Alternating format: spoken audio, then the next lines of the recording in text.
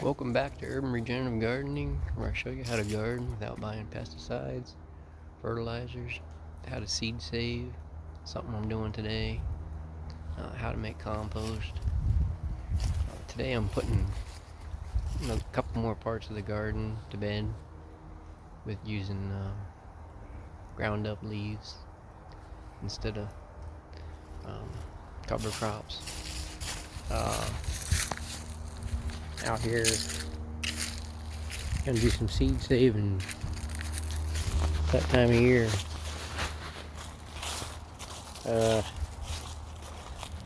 These guys got the first frost probably about 2 weeks ago,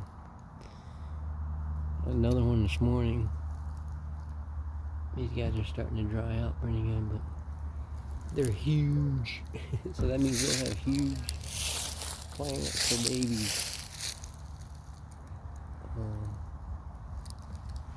So I'm gonna get my. Hey. Good. How are you? Nice day. Doing some seed saving. What'd you say?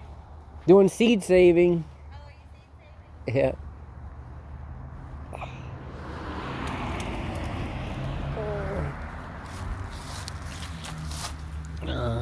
How's a neighbor? You cut them off. This regenerative gardening, you don't pull things out of the ground, you cut them off. Gotta kind of feel around for where the big stem that's near the ground, near the nearest to the ground. That's just an old an old ancient antique trimmer.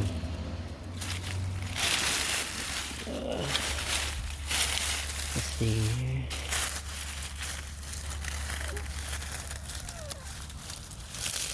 Yeah, that's hard to cut with this thing. Yeah.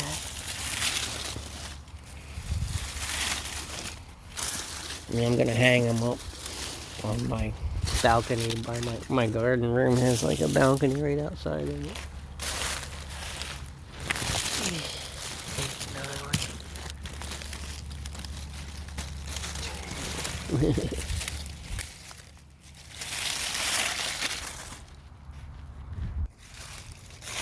Alright, so I cut away all the, in this area here is where all the biggest, healthiest looking string beans were. I got them cut away.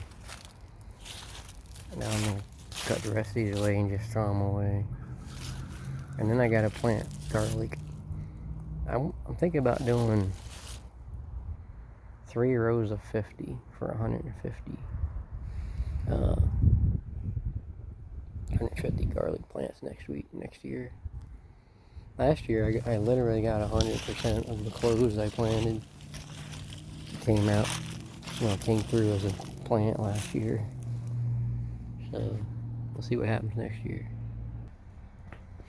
Later in the summer this year, I was peeling some potatoes in my house that had like little eyes on them, and for the heck of it, I just put them in here and mixed them in here between some other stuff. And I was just thinking, I'm not gonna have time this week. Next week I'll have to dig this area up before I plant the garlic. And then I noticed some potatoes sticking up out of the ground. I just started feeling around, and I got all these potatoes. And that's just what's sitting on the surface. There's another one right there. They're all over the place. I was thinking I'm gonna make some mashed potatoes tonight. So that works out pretty good. I just use the bigger ones for mashed potatoes because you gotta peel them. So I'll use these bigger guys here. These are all cleaned up here, so I gotta keep these separate. But that's almost enough. I almost don't even, Almost didn't have to go out in the garage and grab any potatoes. I got down in the 20s last night, but my garage stays like at least 10 degrees warmer. And I just checked them; they're fine. They weren't hurt by the cold. So when I process my garlic, I soak garlic in honey. After about 3 or 4 months, it becomes very tasty, and it's really good for you. But when I'm doing that, I put aside the biggest ones to replant, and I just counted them. There's 84 in here, and I want to plant 150 this year. So I'm gonna have to do more.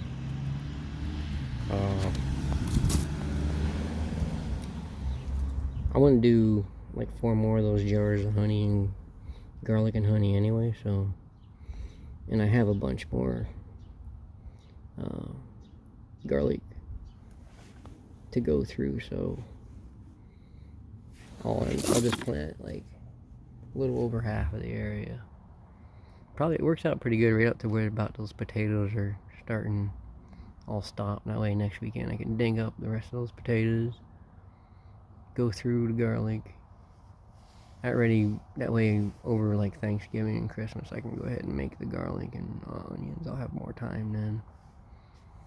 Or garlic, honey and garlic. I'll have more time then to do that, because it's kind of time consuming peeling the paper off the garlic and everything. I'll show you. I got a technique for that where I soak these guys in the water like overnight, and then in the morning it comes apart way easier. Then I kind of dry them off and cut them up, put them in the honey. I'll show you that in a couple weeks.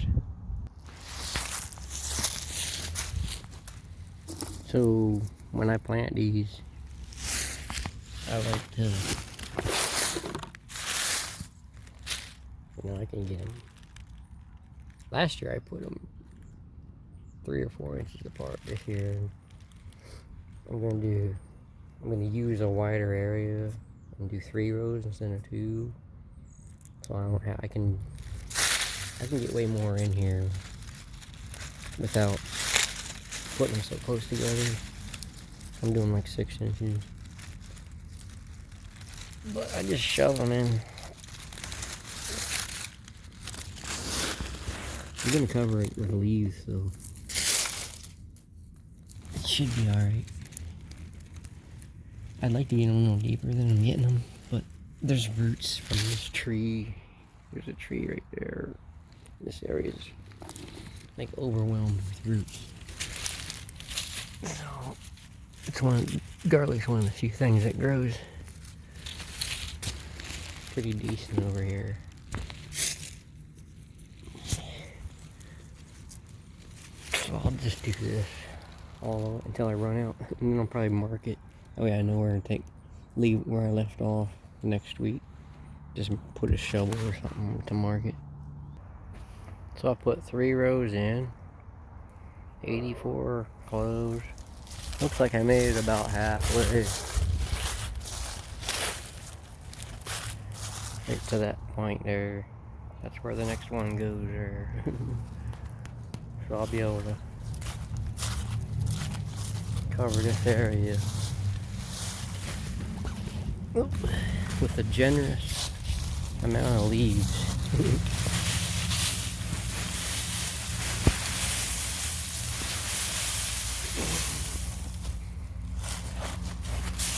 I'm just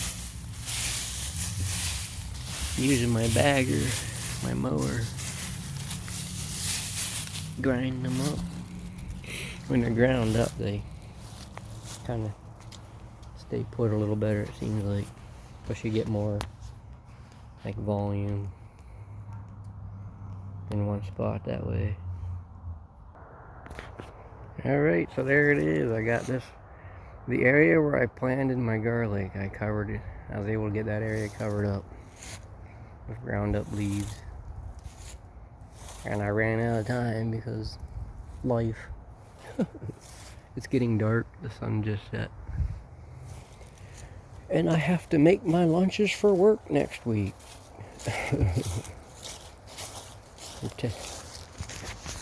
Next week is once a quarter. Once every quarter, I like to take a week off from working out, and kind of lets your joints and everything kind of get a break. It feels really good. Like the first time you go back, you feel incredible, and then you're back to normal again after that. But it's a well-deserved break too. Over the last month, I hit 4 new personal bests on the chest press. The last 3 times I went in there in a row, personal best. So, not sure what made this happen, because I'm only going in there twice a week. A half hour strength training twice a week. And a couple times I worked 24 out of 32 hour period of time, and then went right straight from work to the gym and set a personal best with only like 3 hours sleep. So I'll probably get into some of the holistic things I do for my health. I'm capable of doing between 10 and 15 one-handed push-ups, and I'm 56 years old. So when I give these health tips, I think I know what I'm talking about. So that's it. Thanks for watching all the way through, and see you on the next video.